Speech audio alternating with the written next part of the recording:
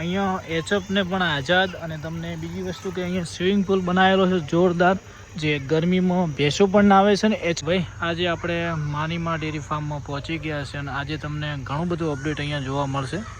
જેમ કે અહીંયા પશુને દોવા માટે મિલ્કિંગ પાર્લર, કેટલી મિલ્કિંગમાં દોરા છે એક સાથે 46 પશુ દોરા છે એવું મિલ્કિંગ પાર્લર છે, એ પણ તમને નજીકથી બતાવીએ. બનાવો પછી એક મેં વિચાર લાવ્યો છે કે શિવાની ગૌ માતાને વાસળી આવે તો ગુજરાતી વ્લોગ, વાસળી આવે તો ગુજરાતી વ્લોગ અને વાસળો આવે તો હિન્દી વ્લોગ બનાવવાના. આ અનુકૂળ છે તો બધા જ ઓકે કરજો, જેમ કે કોઈને ખોટું ના લાગે એવો વિચાર કર્યો હોય. મજાની ફૂલ્લી ભેંસો જે આમ દિલ ખુશ થઈ જાય ભાઈ, જોઈ શકો છો. ગુડ મોર્નિંગ દોસ્તો. આજે વાસળીને ઝાડના પૂળા નાખી દીધા, કેમ કે પપ્પાને કીધું પપ્પા રોજ સાયલેજ અને ઉચેલ ખાય, એટલે આજે એમને હે ને મોહનથાળ મેળવો પડે. આ ઝાડના પૂળા એમના માટે મોહનથાળ કહેવાય, એટલે આ થોડુંક એમનો ટેસ્ટ અલગ લાગે એના માટે કે આજે બધા પશુને આપણે ઝાડની ચાર નાખીએ, જેથી એમને થોડીક મોજ આવી જાય. કેમ કે દેશી ગાયને તમે જેટલી ખુશ રાખો એટલા ભગવાન તમારી સાથે. તો આજે બધાને પાછળીને બધાને શિવને બધાને, અને શિવબેન વિયાવાનું નામ લેતા નહીં, કાલે બચ્ચું આપે એમ હતું પણ આજે પાછી તૈયાર થઈ ગઈ, કેમ કે આ સર ઓર્ડર સારું બનાવ્યું છે મસ્ત મજાનું.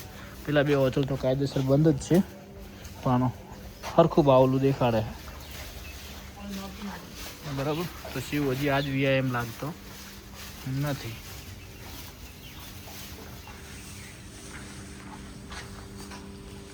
તો હેલો દોસ્તો, ગુડ મોર્નિંગ, જય ગૌ માતા, જય ગોપાલ. કેમ છો બધા? મોજમાં. તો આજના વ્લોગમાં તમારું બધાનું સ્વાગત છે. અને કાલે બધાની કોમેન્ટ હતી કે ભરતભાઈ કાસા ફીડમાં ભાવ કહો.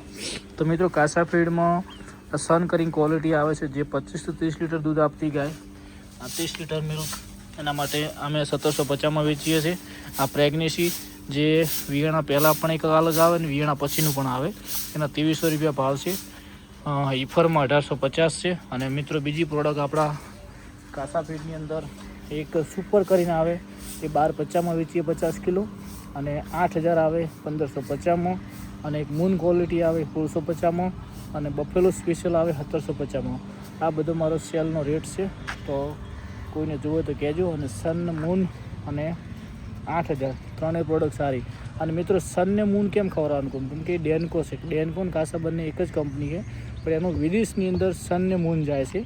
અને હાઈ મિલ્ક માટે 45-50 લીટર એચએફ તમારી ગાય દૂધ આપતી, એના માટે ગેલેક્સી આવે છે. તો એક જ આ કેવી કંપની છે કે આનું વિદેશમાં પણ ફીડ જાય છે, એટલે કોઈને એસએનએ ફેટ ના આવતો હોય તો આપણું સનને મૂન ખવડાવે તો ત્રીજા ચોથા દિવસે બધું રેડી. તો જય ગૌ માતા, જય ગોપાલ. મળીએ આજે પણ મસ્ત મજાની ક્યાંક વિઝિટમાં જશું, તમને બધાને બતાવશું. અને આ બાજુ મારા દશરથભાઈનું મકાન કમ્પલસરી કેટલું બની ગયું મસ્ત મજાનું, થોડા દિવસમાં તૈયાર થઈ જશે. અને આજે ગૌ માતા અને તમારા બધાના આશીર્વાદ ભરતભાઈ ઇલેક્ટ્રોનિક એક્ટિવા લેવા જાય છે, તો જોઈએ સેટ થાય તો આજે આપણે લાવીએ. કેમ કે હવે રોજનું 50-100 કિલોમીટર ફરવાનું હોય, એટલે મેં ઇલેક્ટ્રોનિક એક્ટિવાનું વિચાર્યું. એ પણ કેમ કે મહિને 5-6 હજારનું પેટ્રોલ પાડું, એના કરતી 500-600 રૂપિયાના ચાર્જિંગ કરી અને તમે એક્ટિવામાં ફરી શકો છો. તો જોઈએ વિચારો મિત્રો, લાવીએ છીએ. તો મિત્રો, અને કાલે એક ભાઈની કોમેન્ટ આવી હતી કે આ શેડ આપવાનો છે, જો કોઈ ભાઈ વ્યવસ્થિત કિંમત આપશે ને કે પછી પાછું વરહાડા પહેલાં બનાવવાનો ગણતરી છે. તો બધાની ઈચ્છા પૂરી. અને આજે તમે કાલે પણ કોમેન્ટ કરી, આજે પણ કરજો, હિન્દી કે ગુજરાતી બ્લોગ બનાવો. પછી એક મેં વિચાર લાવ્યો છે કે શિવાની ગૌ માતાને વાસળી આવે તો ગુજરાતી બ્લોગ, વાસળી આવે તો ગુજરાતી બ્લોગ, અને વાસળો આવે તો હિન્દી બ્લોગ બનાવવાના. આ અનુકૂળ છે તો બધા જ ઓકે કરજો, જેમ કે કોઈને ખોટું ના લાગે એવો વિચાર કર્યો હોય. વાસળો આવશે તો આપણે હિન્દી બ્લોગ બનાવીશું, અને વાસળી આવે બધાની ફેવરેટ ગુજરાતનો સપોર્ટ હશે તો આપણે ગુજરાતી વ્લોગ બનાવી આવો વિચાર કર્યો છે. તમારું શું કહેવું? મસ્ત બધાની કોમેન્ટ કરજો. જય દ્વારકાધીશ, જય ગૌ માતા. ભાઈ આજે આપણે માનીમા ડેરી ફાર્મમાં પહોંચી ગયા છે, અને આજે તમને ઘણું બધું અપડેટ અહીંયા જોવા મળશે. જેમ કે અહીંયા પશુને દોવા માટે મિલ્કિંગ પાર્લર, કેટલી મિલ્કિંગમાં દોરા છે એક સાથે 46 પશુ દોરા છે એવું મિલ્કિંગ પાર્લર છે, એ પણ તમને નજીકથી બતાવીએ. અને બીજી વસ્તુ કે એચએફને અહીંયા મસ્ત મજાની આઝાદ રાખવામાં આવે છે, સુપર. અને એકદમ લેટેસ્ટ મિલ્કિંગ પાર્લર ભાઈએ બનાવ્યું છે, જોરદાર, તમે જોઈ શકો છો.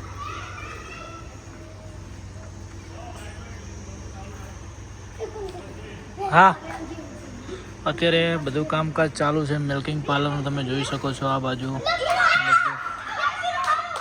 સુપર છે. એક સાથે 46થી વધારે પશુ દોરા છે આ માનીમા ડેરી ફાર્મમાં. અને આ બાજુ બધી વાસળીઓ તૈયાર કરવા માટે વાળાની પણ સુવિધા જબરજસ્ત કરી છે દોસ્તો, જોઈ શકો છો. અહીંયા એચઅપને પણ આઝાદ. અને તમને બીજી વસ્તુ કે અહીંયા સ્વિમિંગ પુલ બનાવેલો છે જોરદાર, જે ગરમીમાં ભેંસો પણ નાવે છે ને એચઅપ ગાય પણ નાવે છે. તો ભાઈ આ ફાર્મનું જે તમે લોકેશન જોશો ને તમારું દિલ ખુશ થઈ જશે, કેમ કે રિયલમાં અહીંયા કોઈ જાતનું શોષણ કરવામાં કશું નથી આવતું. તમને હમણાં ભેંસો બતાવું તો તમે એમ કહેશો કે ના મસ્ત મજાની ભેંસો છે, જોઈ શકો છો. આ બાજુ બધી મસ્ત મજાની ભેંસો અહીંયા ખુલ્લી રાખવામાં આવે છે, જે તમને એમ થાય કે ના અહીંયા બધું ચકાચક કામકાજ છે. તો જોઈ શકો છો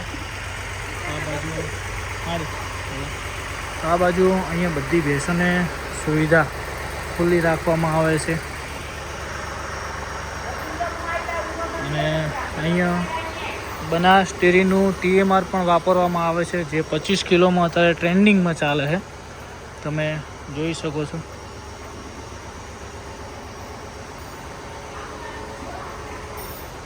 અત્યારે થોડુંક અંધારું થઈ ગયું છે, પણ આપણે 5 દિવસ પછી જેમનું મિલ્કિંગ મશીન ચાલુ થશે એ દિવસે આપણે અહીંયા આવવાના છે, એ પણ તમને બતાવશું દોસ્તો.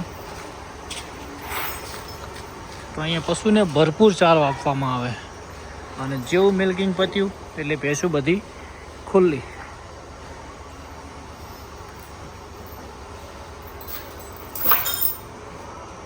મિલ્કિંગ મશીનથી બફેલોનું બધું મિલ્કિંગ પણ થાય છે.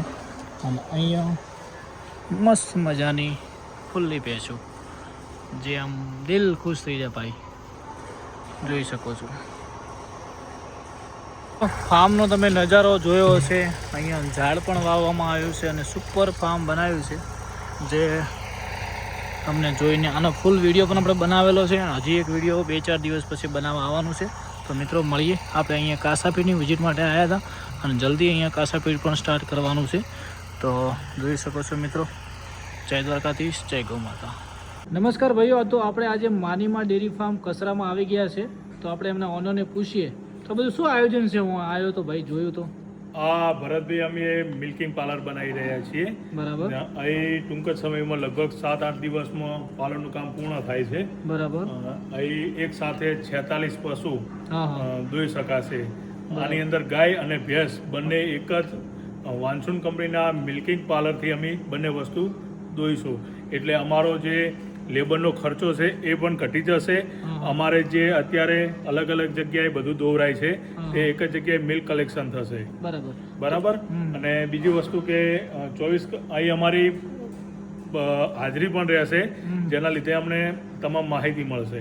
એટલે આ પાર્લર બની રહ્યું છે. ગાય અને ભેંસ બંને એક સાથે દોરાશે. બરાબર. તો આ જે 46 પશુ દોરાશે, તો અંદાજે આનો ખર્ચો અંદાજે કેવો હશે? આ ઓનલી ફોર મિલ્કિંગ પાર્લરનો ખર્ચો, જે મશીનરીનો ખર્ચો જે છે વાન્સુન કંપનીમાં, એ લગભગ અમે 18 લાખ રૂપિયાના કંપનીમાં અમે ભર્યા હતા. અહીં 18 લાખ રૂપિયાના ખર્ચે આ તમામ પાર્લરનું કામ થઈ રહ્યું છે. ઓનલી ફોર મશીનરીનો ખર્ચો. શું વાત છે. તો જો ભાઈ મસ્ત મજાનું આયોજન છે ને અહીંયા સુપર, જેથી 46 પશુ દોરાઈ જાય ને જલ્દી ટાઈમમાં આયોજન કર્યું છે. સરસ ભાઈ. જય ગૌ માતા, જય ગોપાલ. તો મિત્રો આપણે આજે માનીમા ડેરી ફાર્મમાં આવ્યા છો, અને આ શેની મોટર છે આવી? આ મિલ્કિંગ, આ જે છે મળ પંપ છે. અને આ મળ પંપ દ્વારા આની અંદર અમે રાત્રે અત્યારે હમણાં માણસ આવશે એટલે આની અંદર નાખી દેશે. અને આખી રાત આજે આની અંદર છાણ, મૂતર અને પાણી મિક્સ થાય છે, બધું ખેતરમાં જાય છે. એટલે આપણે ખેતરની અંદર યુરિયા ખાતર કે DAP ખાતરનો બિલકુલ ઉપયોગ કરતા નથી. પાણી ભેગું આ પણ ચાલ્યા કરે છે આખી રાત. તો મિત્રો, બનાસકાંઠાને અંદર કસરા ગામ છે, કાંકરેજ તાલુકામાં એક એવું ફાર્મ છે જ્યાં ગાયો અને ભેંસોને ખુશ કરવા માટે સ્વિમિંગ પુલ બનાવ્યો છે. તો આનાથી એમ ગાયો અને ભેંસોને કેવું એકંદરે લાગ્યું હતા ગરમીના સિઝનમાં? ભરતભાઈ, ગાયો અને ભેંસોને અત્યારે ગાયો HF ગાયો જે લગભગ મેં ક્યાંય જોયેલું નથી, પણ મેં ફર્સ્ટ ટાઈમ આનો અંદર મેં જે આપણે કહેવાય ને પહેલી વાર મેં ટ્રાય કર્યો. હા હા અને ગાયોની અંદર HF ગાયો લગભગ હું દરરોજ સવારે 9, 9:30 મિલ્કિંગ થયા પછી નાખું છું. આની અંદર લગભગ 11, 11:30 બહાર નીકાળું છું. બરાબર. ત્યાં સુધી એકદમ ફર્સ્ટ ક્લાસ એ ફ્રેશ થઈ જાય છે. અને એ પછી મારી ગઈ સાલ જે ગાયો હાંફતી હતી, આટલી જે ટેમ્પરેચર રહી 42-45 ડિગ્રી ટેમ્પરેચર રહે છે, અને જે હાંફતી હતી એ બિલકુલ અત્યારે હાંફતી નથી. અને પાણીની અંદરથી બહાર નીકળ્યા પછી ખોરાક પણ એ તરત લેવા મળે છે.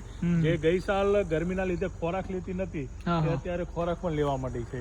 અને ભેંસોને તો કઈ સ્વિમિંગ પુલ એટલે અમને બધું આવી જ ગયું, મોટામાં મોટું સુખ. એટલે દરેક ખેડૂત મિત્રો જો નાનો એવો આવો સ્વિમિંગ પુલ બનાવે તો બહુ મજા આવશે. પશુ પણ સુખી રહેશે અને તમને પણ બહુ મજા આવશે. અને બીજું વસ્તુ કે લેબરનો જે સમય છે એ પણ બચી જશે નવરાવવા માટેનો.